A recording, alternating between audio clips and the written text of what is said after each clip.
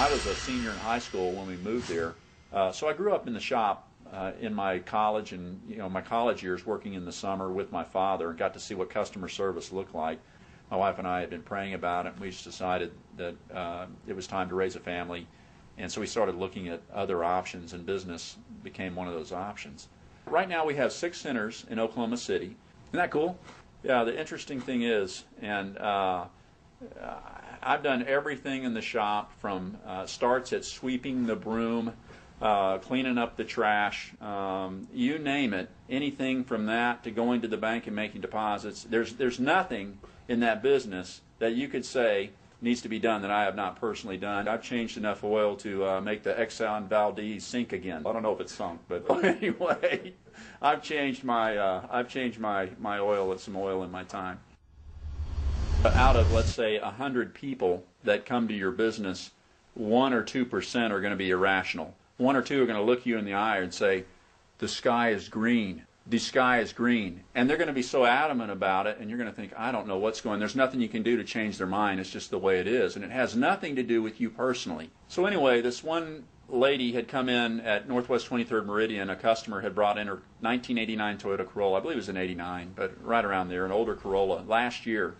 And she had brought it in, and we had replaced an alternator on it. It was a total ticket of about $385. Well, she got the job done. Everything worked fine until she got home. When she got home and her husband said, hey, honey, you been out and got the car fixed? Yeah, $385. Well, her husband hit the roof. I contacted her, told her who I was, said, ma'am, first thing is, how can I help? What can I do to help?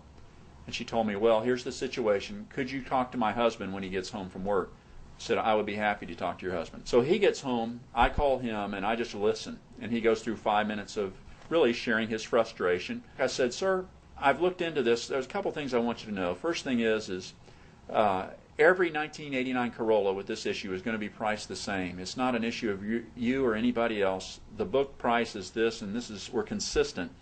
However, how far off do you think we missed the mark by? And he said, oh, at least $70 or $80. And I remember this now. I said, you know what? Let's just call it 100. I remember that, and I said that. I said, let's just call this 100. I'd like to bring you a check by for $100 for the difference of that and a few free oil changes for your next one. Let's see if we can't take care of you a little better next time. Now we were starting to build a relationship where we say, hey, I can trust these guys, and that's what it's all about. I want to be treated like that. We are so far over on taking care of customers that there's really nothing we won't do inside of any kind of rational thought to take care of customers. It's just not.